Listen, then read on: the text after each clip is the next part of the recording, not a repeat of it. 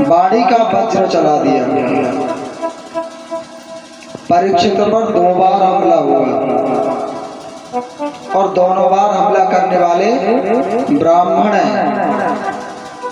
पहली बार हमला हुआ अस्त्र से, तो भगवान अस्त्र लेकर के पहुंचे,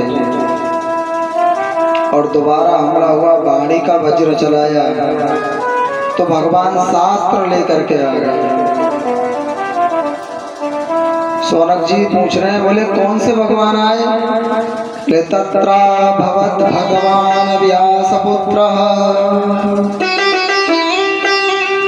बोले भगवान व्यासनंदन सुखदेव जी महाराज।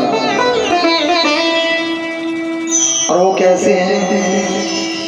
बोले अलक्षलिंगो निजलावतुष्टा व्रतश्च बालै रवधूत वेश। अब दूतों जैसा भेष है उनका, बड़े लंबे लंबे केस खुले हुए हैं, चौड़ा वक्षस्थल, बड़ी बड़ी भुजाएं। किसी ने कुछ कहा नहीं, बोले स्वेच्छा से भ्रमण करते हुए आ गए। और जैसे ही 10-10 हजार वर्ष वाले महात्माओं ने देखा, सबके सब खड़े होकर के उनका स्वागत करने लगे। जहां परीक्षित जी महाराज ने देखा, बोले है तो ये बालक ही, लेकिन कोई अद्भुत बालक है महाराज। पूजन किया और पूजन करने के बाद एक ही बात कही, बोले महाराज प्रिय मानस्य किम कर्तव्य। मरण धर्म प्राणी का कर्तव्य क्या है और अकर्तव्य क्या है। तो सुखदेव जी महाराज गदगद हो गए महाराज परीक्षित के प्रश्न को सुनकर के, और बोले वरीयाने सते कृष्ण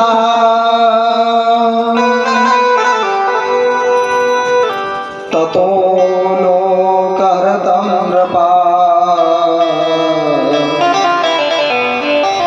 आत्मा वित्सम्मतः पुंसा श्रोतव्या दिशु या परा। परीक्षित जी महाराज ने पूछा और सुखदेव जी महाराज जब कहने लगे, बोले वरीयाने सते प्रश्न, तो सबसे पहले उनके अंदर से क्या निकला?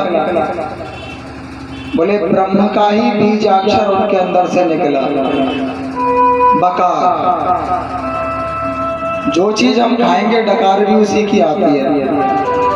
सुखदेव जी महाराज के अंदर ब्रह्मानंद भरा हुआ है। सुखदेव जी महाराज गदगद हो गए, बोले अरे परीक्षित, तुमने जन कल्याण की भावना से बहुत सुंदर प्रश्न किया। अब मरने वाले परीक्षित ही थोड़ी हैं, हम सभी को 7 दिन में ही काल रूपी व्याधि अपना ग्रास बना लेता है। परीक्षित जी यदि ये कहते महाराज मैं मरने वाला हूँ, मुझे क्या करना चाहिए, तो ये व्यक्तिगत हो जाता। बोले अपने लिए पूछ रहे हैं, लेकिन परीक्षित जी ने क्या पूछा? बोले हर मरण धर्म प्राणी को क्या कर्तव्य है, क्या अकर्तव्य है, उसको क्या करना चाहिए और क्या नहीं करना चाहिए। सुखदेव जी महाराज गदगद होकर के बोले परीक्षित, इस जीव को अपने बारे में कभी सोचने का ही समय नहीं मिलता, हमेशा दूसरों के विषय में सोचता रहता है। मेरे बाद इनका क्या होगा, मेरा इतना बड़ा कारोबार बच्चे संभाल भी पाएंगे या नहीं। अंत समय जीवन का आ जाता है, लेकिन उसको अपने बारे में सोचने का कभी समय ही नहीं मिलता। इसलिए परीक्षित, यदि जो प्राणी वास्तव में मृत्यु के भय से अभय चाहता है, उसे 3 बातों का अभ्यास कर लेना चाहिए।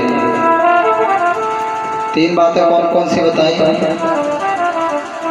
तस्मात् भारत सर्व